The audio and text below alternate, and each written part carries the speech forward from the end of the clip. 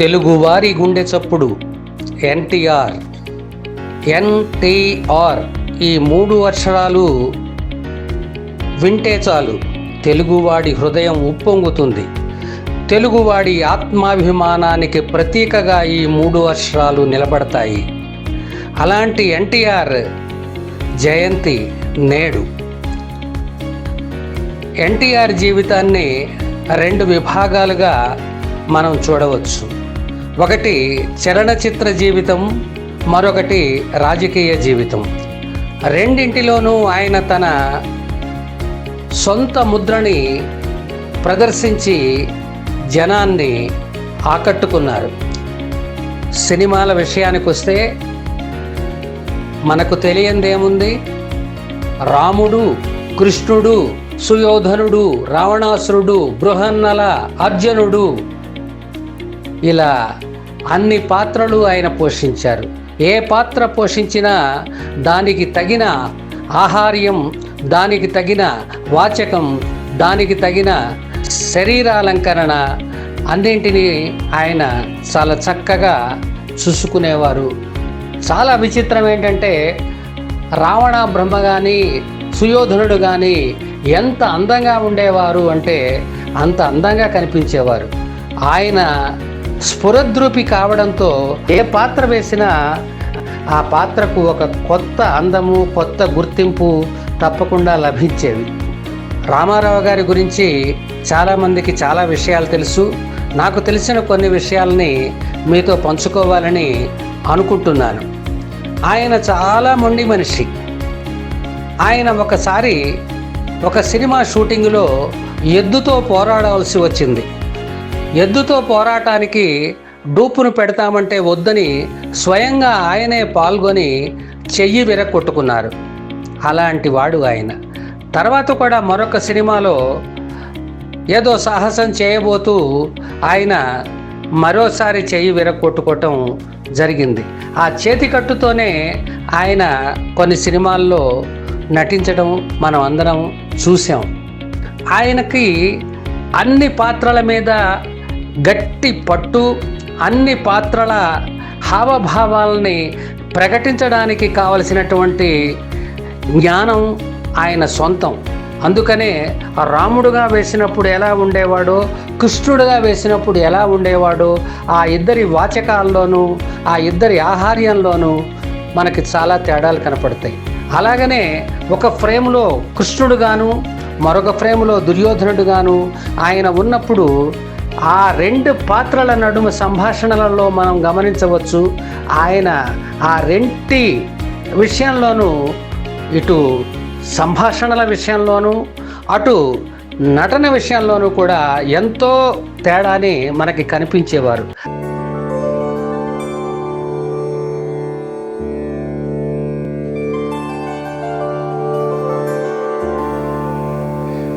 మన దేశమందున జన్మనెత్తినవాడు,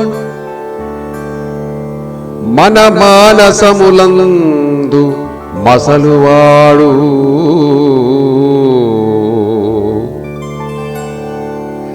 అభినవరాముడై అలరించు మొనగాడు,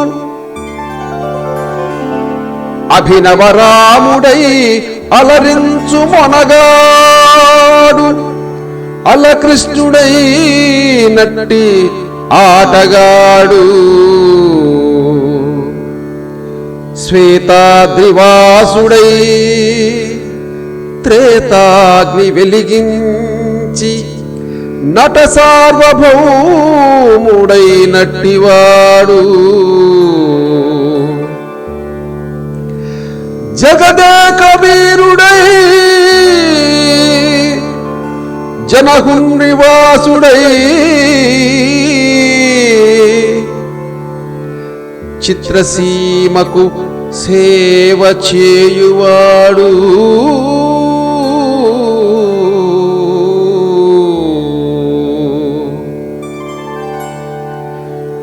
రాజు కురురాజు నటరాజు రాజరాజు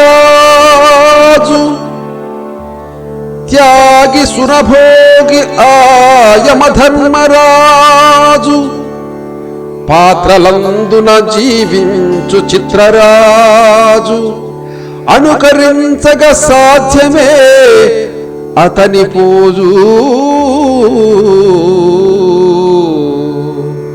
ఆ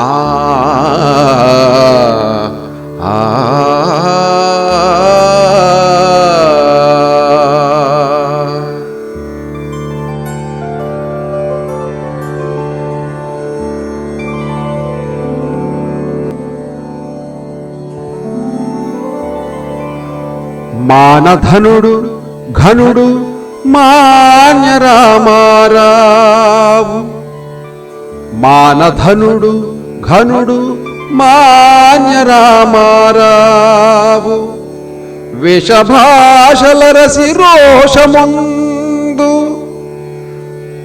అంబరాన తిరుగు అందాల నెలరాజు అంబరాన తిరుగు అందాల నెలరాజు సంబరపడు తనదు బింబమనుచు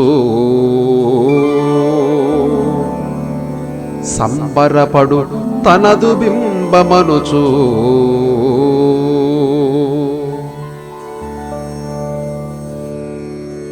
బృహన్నల నర్తనశాలలో ఆయన బృహన్నలగా నటించారు. బృహన్నల అనగానే మనకి ఒక స్త్రీ రూపం కనిపిస్తుంది. ఆ స్త్రీకి కావలసినటువంటి హొయలు, ఆ స్త్రీకి సంబంధించినటువంటి నడక, నాట్యకారిణికి కావలసినటువంటి లక్షణాలు అన్నీ మనకి మన కళ్ళ ముందు ప్రత్యక్షం అవుతాయి ఆయన బృహన్నల రూపాన్ని చూసినట్లయితే. రామారావు గారు చేయని ప్రయోగం లేదు. ఎన్నో ప్రయోగాలు ఆయన చేశారు. అమాయకుడిగా, పిచ్చివాడిగా, రౌడీగా, ఇలా అన్ని రకాల పాత్రలని ఆయన పోషించారు. రామారావు గారి గురించి చెప్పాలంటే ఒక పెద్ద ఉద్గ్రంథమే రాయాల్సి ఉంటుంది. శ్రీకృష్ణుడిగా రామారావు గారు అందరి చేత నటుడిగా గుర్తింపు పొందారు. అదే రోజుల్లో తమిళంలో కర్ణ అనే ఒక సినిమా తీస్తున్నారు. శివాజీ గణేశన్ గారు మెయిన్ రోల్ అన్నమాట. ఆ సందర్భంలో రామారావు గారిని వచ్చి అడిగారు నిర్మాతలు, దర్శకులు, ఏమండి మీరు మా దాంట్లో కృష్ణుడి పాత్ర వేయాలి అని చెప్పని. దానికి ఆయన మద్రాసులో ఉన్నప్పటికీ కూడా ఆయన ఏమని చెప్పారంటే, నేను వేస్తాను కానీ నాకు గ్రాంధిక పదాలు మాట్లాడాలి కదా, అది నాకు చేత కాదు అని చెప్పి ఆయన అన్నారు. తమిళ మాస్టర్ని ఏర్పాటు చేస్తాము, ఆయన మీకు తమిళాన్ని నేర్పుతారు, ఒక 3 నెలలు ఆయన దగ్గర తమిళం నేర్చుకోండి అని చెప్పి ఆ నిర్మాత దర్శకులు పట్టుపట్టేసరికి ఆయన సరే అన్నారు. కానీ విచిత్రం ఏంటంటే 3 నెలల తర్వాత ఆ తమిళ్ మాస్టర్కి తెలుగు బ్రహ్మాండంగా వచ్చేసింది. అంటే రామారావు గారికి తెలుగు అంటే ఎంత ప్రేమ, ఎంత గౌరవం అనేటువంటిది మనం గుర్తించాలి. రామారావు గారు తమిళం రాదు అని చెప్పడం అనేటువంటిది ఒక సాకు మాత్రమే, కానీ ఆయన తెలుగుని వదిలిపెట్టడానికి ఇష్టపడలేదు. అలాగే హిందీ ఫీల్డ్లో కూడా ఆయన్ని వచ్చి కృష్ణుడి వేషం వేయమంటే ఆయన ఒకటే చెప్పారు. ఏమని చెప్పారంటే, మీరు కృష్ణుడికి వేసే ఆహార్యం నాకు నచ్చదు, మీరు చొక్కాలు తొడుగుతారు, పిలకలు పెడతారు, ఇట్లాంటివన్నీ నాకు నచ్చవు అని చెప్పారు. ఇంకొక విషయం చెప్పాలంటే, ఆయన తెలుగు వాళ్ళని, తెలుగు ప్రాంతాన్ని దాటి వెళ్ళాలని ఆయన ఎప్పుడూ కోరుకోలేదు. కానీ రాజకీయాల్లోకి వచ్చేసరికి ఆయన జాతీయ స్థాయిలో రాజకీయాలలో ఆయన తలపండిన మహానుభావులందరితోటో కలిసి పనిచేశారు. వారందరికీ నాయకుడిగా కలిసి వారందరినీ ఏకతాటిపైకి నడిపించినటువంటి మహా వ్యక్తి. ఇలా రామారావు గారి గురించి చెప్పుకుంటూ పోతే చాలా విషయాలు ఉంటాయి. మన అందరికీ రామారావు గారంటే ఒక స్ఫూర్తి, రామారావు గారంటే ఒక కీర్తి. రామారావు గారిని చూస్తూ మనం అందరం పెరిగాము, పెద్దవాళ్ళం అయ్యాము. కాబట్టి ఆయనను మనం మర్చిపోవడం అనేటువంటిది మన తుది శ్వాస దాకా కూడా జరగదు. మన తర్వాత తరాలు కూడా రామారావు గారిని మర్చిపోతాయని నేను అనుకోను. ఇవాళ రామారావు గారి మీద మనకి రాధశ్రీ గారు కొన్ని పద్యాలు రాశారు. ఆ పద్యాలని మన తిరువురు వాసి చిరంజీవి పి మధుసూదన్ రెడ్డి గానం చేస్తున్నారు.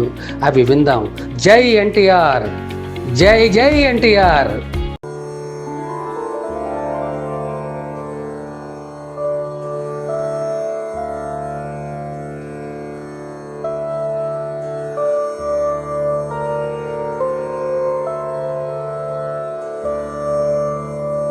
ప్రళయ తాండవం ప్రణయ విహారము రెంటతనను మిల్చియుంట చూచి నందమూరి కడకు నటరాజు దిగి వచ్చే వేగిరముగ నాట్య విద్య నేర్వా ఆ